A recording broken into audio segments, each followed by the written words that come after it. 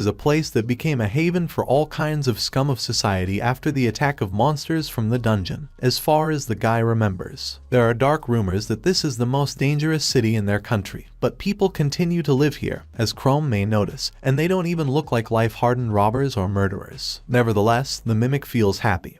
Even though he found himself in such a gloomy place, thanks to the reincarnation he was able to go out to people, and no one looks at him askance. However, caution will never be superfluous. First you should buy clothes and stop smiling broadly, otherwise the fangs may notice. Now Chrome is able to maintain his human appearance skill for about 6 hours, before he turns into a monster with a mask again. He needs to find a cheap hotel where he can easily restore mana at night. And yet, the first thing Chrome puts on his list of tasks is to look at the guild headquarters. Already approaching the guild, he puts on the counter red stones of monsters above the 20th level, as many as 3 pieces. A man from the guild looks doubtfully at what he brought and does not hold back from asking how the guy got them. Even at first glance, he is flimsy and skinny, there are no muscles at all. But what can we say about the equipment? Chrome laughs awkwardly in response and replies that it's all thanks to his incredible skill. The stones that Chrome brought are gargoyle eyes collected from the western dungeon. For them, he can get enough money to live in the city for a while. The heavy hand of a man to dump 500 gold pieces on the table. Chrome opens his eyes. This is not the reward he was hoping for, not at all. This employee must be joking. They will pay 10 times more for such ingredients in the capital, and they will thank you finally. The man says to go to the capital in this case. He reminds the guy's indignation that they are not in the capital, but in a god-forsaken place called Otfield.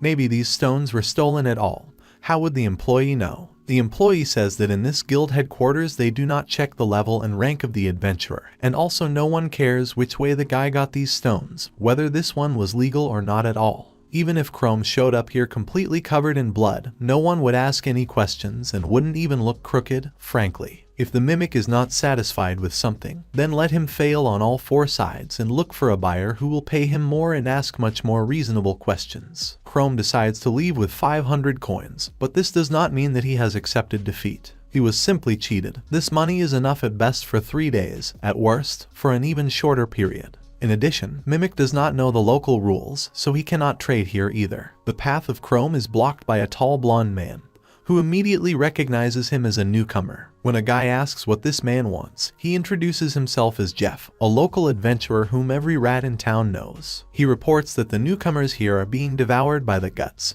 so it would be better for Lame to learn the local rules as soon as possible. The guy had never heard of any rules in Otfield. He wonders if he can trust Jeff in this matter. The adventurer grabs Chrome by the thin fabric of a black rag on his chest and slams it into the wall to make his dominance more convincing. Chrome did not expect that after a couple of minutes of arrival in the city, he would be treated like this. Jeff demands to give money for the stones, which the guy probably stole in his opinion, and he, so be it, will cover his back in Otfield. The guy is outraged. This adventurer is also going to blackmail him. What other people will be waiting for in this missing place? Grabbing the hand restraining him, Chrome replies that he does not need someone else's protection services at all. Jeff says that such a weakling will not last long in Otfield. But Mimic does not let him finish his speech. He roughly pushes the attacker away from him, and he falls to the ground like a potato that has fallen out of a bag. Jeff asks how he dared to do this. Acquaintances behind the adventurer's back immediately begin to tease him. Their handsome Jeff could not cope with a walking skeleton. Apparently, he slipped right on the hard asphalt. Chrome, meanwhile, roughly determines Jeff's level. If he considered it correctly, then about the 20th. The man jumps up from the asphalt and shouts that this asshole is now going to answer for everything. He draws a silver sword from its scabbard. Chrome hesitates. Is he seriously going to attack a guy with a gun surrounded by a bunch of witnesses right now? Yes, it does not fit into any framework. Jeff's friends ask him to cool down. The situation is really not suitable for a fight. But the adventurer does not seem to hear their arguments. He is enraged by Chrome's trick and promises to teach the kid a proper lesson. It is at this moment that the guy decides to act, running up to Jeff and the people who held him. The mimic kicks the sword hilt out of the adventurer's hands. While Jeff looks at the discarded weapon, even more angry at the boy,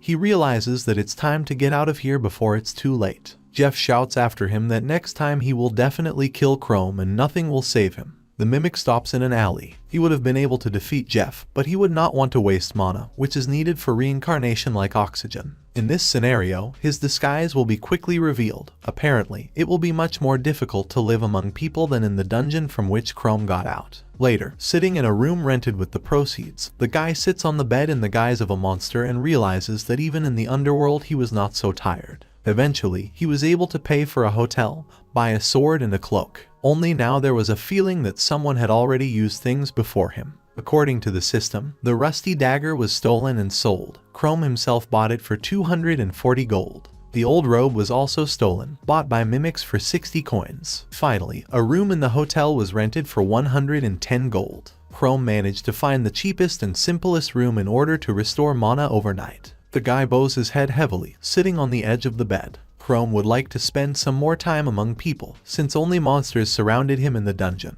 However, you will have to collect information about this city, and then go down to the underworld again to continue hunting.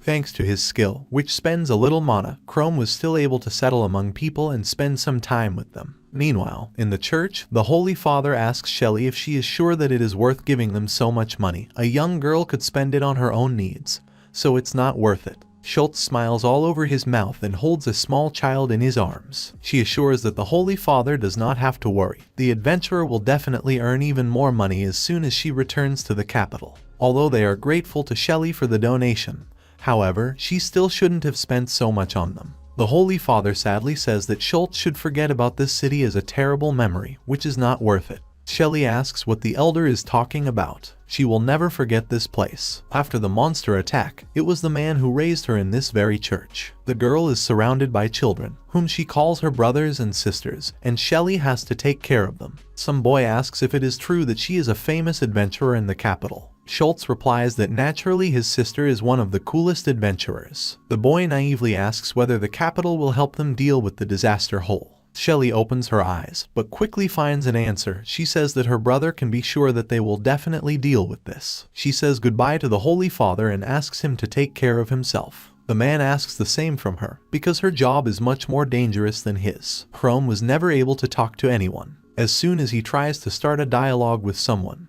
they look at him as the last idiot. Maybe it's worth picking up more stones from monsters and selling them in the capital, where the guy will really get a decent profit from them. But this option is immediately discarded. It's too risky. There are a lot of guards around the capital, and Chrome will spend too much money just to get there. There are people sitting in the alleys of Otfield, poor and destitute, but they don't seem to get out of the general landscape of the city in any way. The guy walks among them and doesn't even notice. He reflects that in the capital he will be caught quickly if he seems suspicious. This is where he can walk, and no one will look at him askance. Everyone here is so strange. In addition, in the center of the country, Chrome may encounter old acquaintances with whom he would definitely not be eager to cross paths. For example, with Ash, who remembers how he died then in the dungeon. But Chrome won't make a lot of money in Otfield either. Mimic does not notice, but Shelly comes to meet him, who immediately recognizes him as the boy who saved them near the capital. Chrome freezes with an unreadable expression. Schultz shouts that this is the same boy.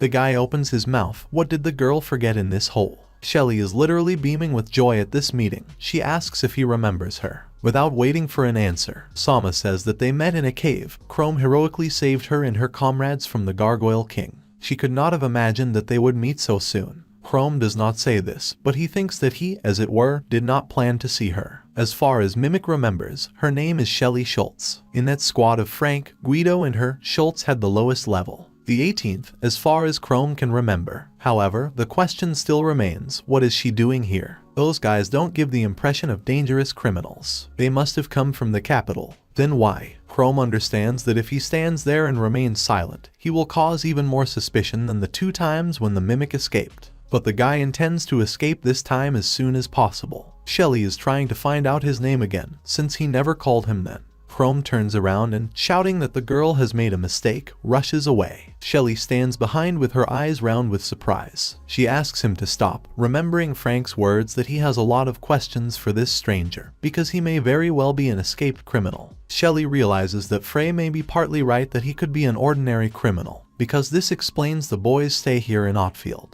and yet Schultz could hardly believe it. She's too kind a person for that. She rushes after him, saying that she is not going to dig into the guy's past. Shelley says on the run that she would just like to thank him for saving her, that's all. Chrome doesn't seem to hear her. He doesn't understand why this girl is chasing him. Had she guessed his true identity? Chrome's affairs are getting worse and worse. Schultz stops in the middle of the street and tries to catch his breath. She had lost sight of the supposed one. Although she is fast, however, the stranger turned out to be much faster than her, an experienced adventurer. Shelley is at a crossroads. Which way to turn? Which way did Chrome turn? But the guy has a problem with being in a dead end. However, there are some advantages. There is no Shelley or anyone else nearby. But everything led to the fact that she would catch him. In such a situation, you will have to use the claws of a mimic in order to break away from Shelley, hiding behind the wall that Chrome rested against when he was running away from the girl. He clings to the wall with his long claws and begins to climb up. There is very little left until the end of the barrier. The hand is already clinging to the edge, when suddenly Chrome's sword falls to the asphalt. The guy doesn't want to part with it. He paid 240 gold pieces for it, which, by the way, don't just lie around on the road. Chrome breaks away from the wall and jumps after him. However, the landing does not turn out to be soft. He rubs his lower back and scolds himself for such a reckless act. What kind of normal person jumps from the height from which he jumped? Chrome doesn't notice Shelley, who stands over him in shock and asks from what height. As the guy says, he jumped. Cold sweat begins to drain from the mimic. He's in trouble for the full program. Chrome manages to get up, and Shelley begins to apologize. She chased after him and apparently scared him, although she didn't want it at all. The guy asks not to take such nonsense into his head. He himself began to run away from her. After all, it turns out that Chrome heard her saying that she was not going to dig into his past and reminds about these loud statements. Schultz readily replies that this is all true. She doesn't care what he's done in the past. What matters is that he saved their comrades and herself in the western dungeon. Chrome still looks doubtfully at the new acquaintance. He was afraid to meet with his acquaintances, as they would be able to see him as a monster, and not the former man of Chrome. But this girl is the only one of all the locals who wants to talk to him and is ready to close her eyes to who he is. She's so kind to the guy, compared to the rest of the residents of Otfield. Shelley asks for her name for the third time. Although the mimic is a little confused by such a request, he replies that his name is Chrome Clank. Shelley claps her hands and notes that the new acquaintance has a very beautiful name. The guy hopes that he will not regret later that he called himself by his real name, and not by some kind of pseudonym. Chrome says that, as far as he knows, the girl's name is Shelley, right? He can't resist asking what she's doing in the godforsaken city. Seeing Schultz's not-so-obvious reaction to the question, he immediately apologizes. He didn't think when he asked. After all, it's none of his business, so Shelley can leave his question unanswered. Schultz smiles and says that everything is fine, don't let him worry. Turning away, she says that she actually lives in the capital, and comes here to visit relatives from the church, because Otfield is the city in which Shelley was born. The girl remembers that every time she visits her family once a year, she notices how the city is becoming more and more dangerous. The moment when Frank said that the girl's hometown was overrun by monsters after overpopulation of the nearby dungeon pops up from her memories. Chrome finally understands why Otfield has become a haven for criminals. That explains a lot. The guy admits that, in fact, he is here for the first time. He asks if this city has always been so dangerous. Shelley decides to tell about the times when Otfield was a thriving city. Of course, it would never have been comparable to the capital of their kingdom, but life was boiling and bubbling in it, and the townspeople loved their Otfield with all their soul. But not good without evil. There was a dungeon near the city where overpopulation of monsters was in full swing. In those years, Shelley was still a small child, and local adventurers could not prevent the impending threat. At one point, monster camps formed on the outskirts of the city and on trade roads. Trade gradually languished in Otfield, and all the wealthy people, as well as the nobility, dispersed to other cities, safer and more promising. Eventually, a lot of townspeople left Otfield. They were replaced by criminals who, although they began to protect this city from monsters, however, made it a habitat for thieves and lawlessness. Shelley can't hide the sadness in her head. Criminals, of course, protect local residents, but they do not consider them to be people, forever extorting money from them, which the townspeople do not have much. They are raging, and no one is able to stop them. Shelley seriously declares that she is going to become a first-class adventurer in order to bring peace and quiet to Otfield, reviving their former calm and peace. Chrome breathes out her name in amazement. In the church where Shelley grew up, the boy says that as soon as he becomes an adult, he will also become an adventurer and will defend the city instead of with Shelley's older sister. He proves his words by demonstrating the skill, telling about the fact that he has a useful one. A fireball is going to gather in the palms of the boy. The orphan promises to work hard and give all the money she earns to the church to help her family, including the Holy Father who raises them. The man laughs. Shelley would be touched by his desire to the depths of his soul. Suddenly, the Holy Father hears footsteps and is alarmed.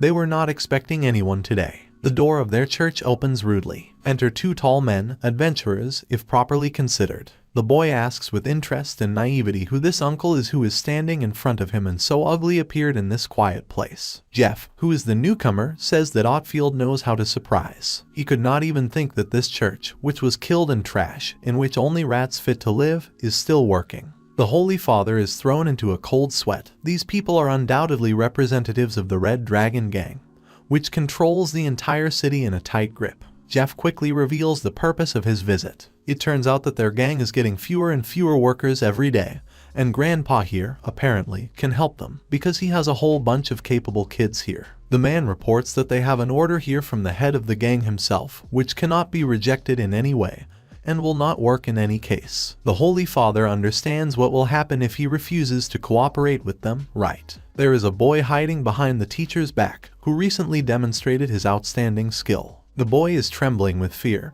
He has never met these people, but when he looks at them, he cannot stop trembling all over his body. The orphan grabs the robe of the Holy Father. The boy chooses the way not to be afraid of them. He has strength. Besides, he wanted to become strong, like Shelley's older sister, to fight with the strong and protect the weak. The man who came with Jeff says that children are so troublesome, and the old man copes with them alone. Let him give them all, simplifying his life at times. The Holy Father falls to his knees. He tearfully asks not to involve children in this matter. The man touches the floor with his forehead and says, in this case, take it, if these people so please. Jeff grins. Why is this old man so stupid? They definitely don't need senile people like him in the gang. The Red Dragons desperately need new fighters, whom they will train according to their gangster canons.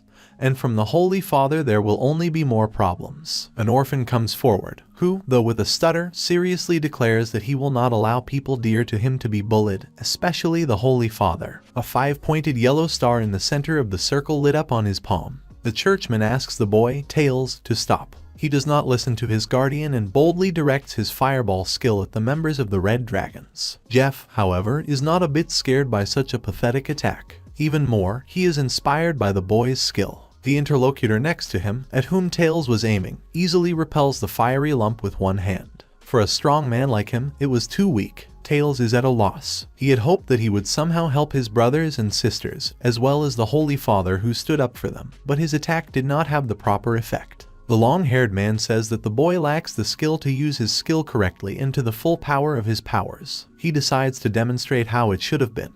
He calls for exactly the same star as the younger one, with the only difference that it has a purple color and burns more brightly. His skill is called Ball Lightning, and the name itself says how useful he is to the gang. The wall, to which the man put his hand, collapses, letting in bright street light. Jeff admires his bro's skill. It's really something with something. The boy steps back. In front of these two, he is a complete nothing, too small and weak to fight. Tails realizes he can't beat them. With empty eyes, he falls to his knees, and Jeff says that at last the kid realized the helplessness of his situation. The second gang member stretches out his palm in front of him and promises that in the Red Dragons they will be able to develop his skills to the same level. The little one can stop worrying.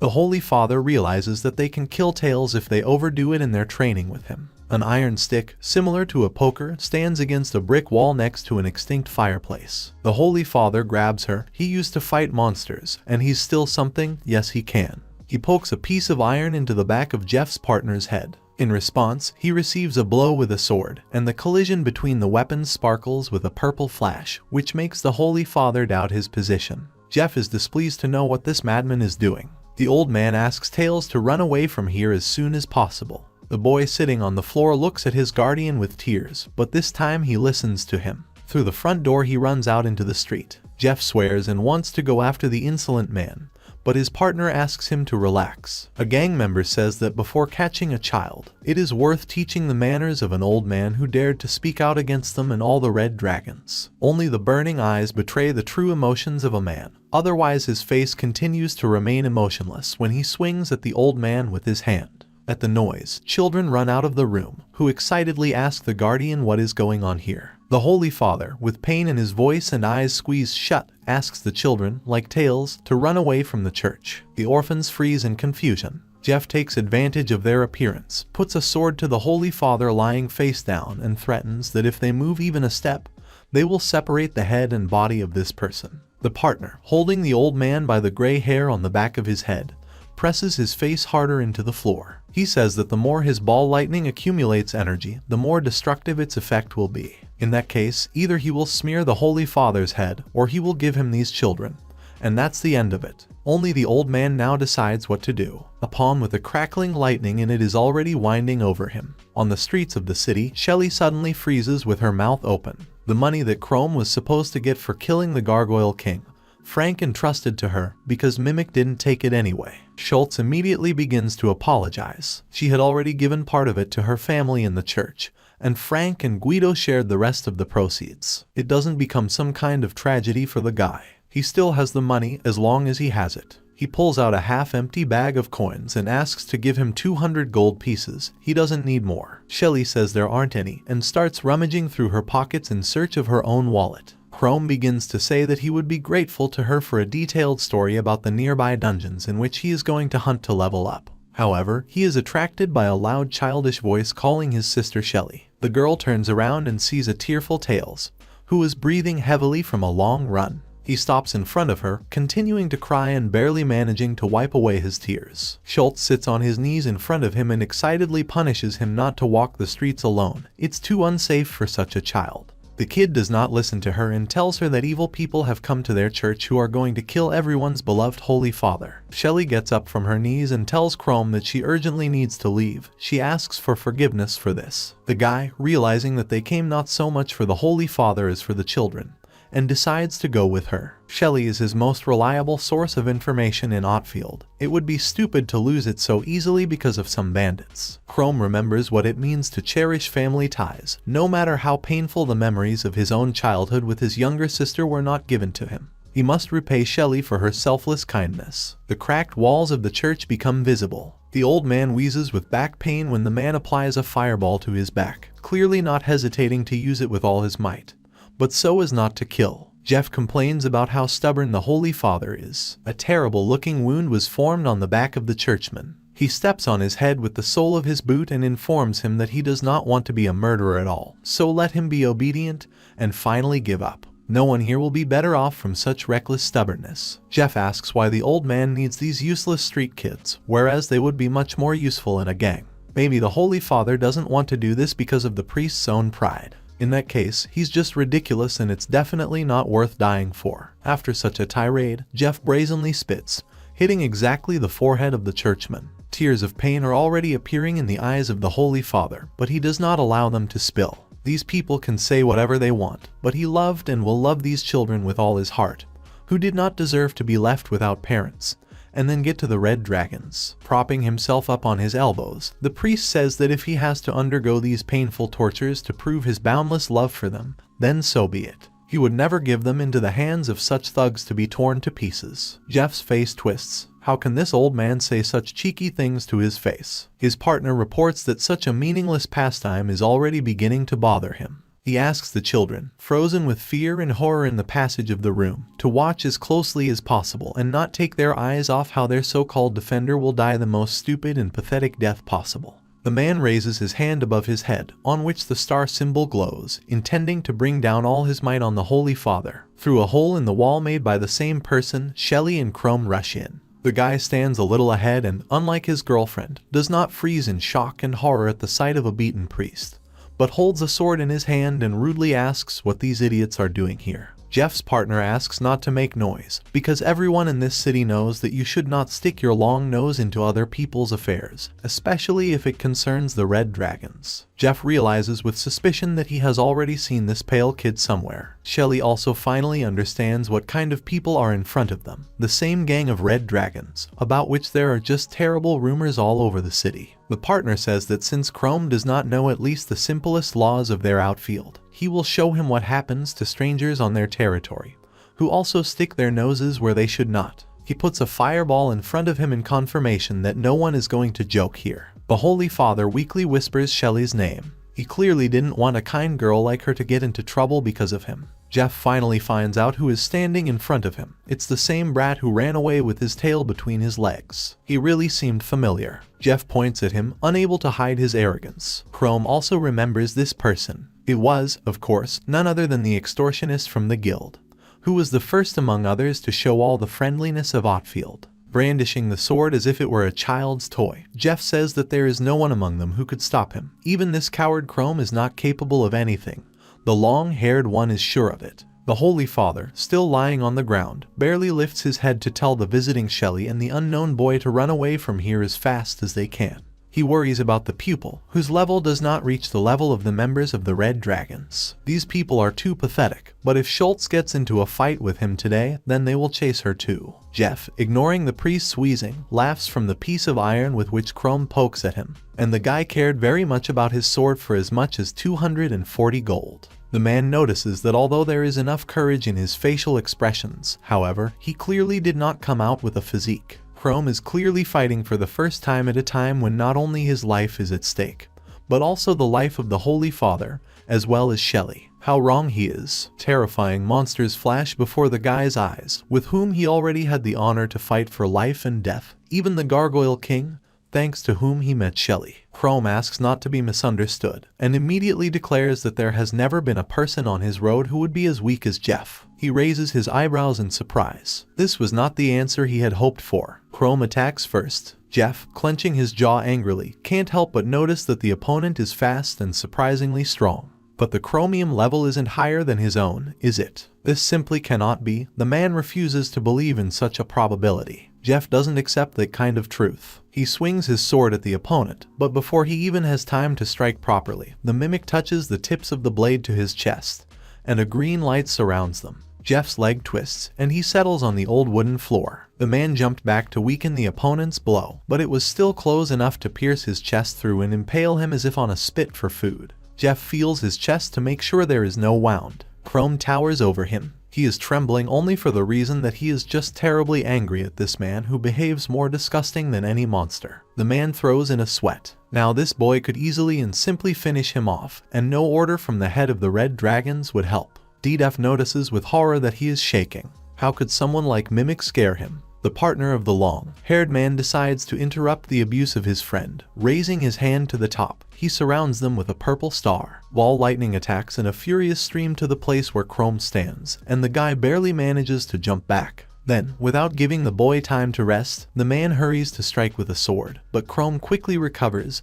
deftly blocks the blow. He says that taking care of Jeff is one thing, but his own attacks are quite another, and since Chrome was able to get rid of several in a row so easily, then he is clearly not as simple as it seems. Still, it wasn't smart of him to fight the Red Dragons for the sake of a broken church and a few kids in it. Chrome is thinking about his own situation. He has already applied his skill and cannot cancel his skill, even in a place like Otfield. Besides, this man in front of him is stronger than his human form. Jeff, realizing that the attention of the most formidable opponent here has been switched to himself by his bro, finally gets up. He didn't dare to think that someone could stand up against Rado. However, Jeff gloatingly thinks that now Chrome's back is open. Shelly prevents the murder of a friend. She crosses balls with him, intending to fight until her last breath for the sake of these children, the Holy Father and the Church. Schultz declares that now the man will fight with her. The vein on Jeff's temple swells with anger. Everyone in this room looks down on him, and a man will make them regret it. Sparks fly between Shelly and Jeff's weapons from the hatred with which the rivals attack each other. Schultz can barely keep up with him. Obviously, the bandit's level is higher than her own.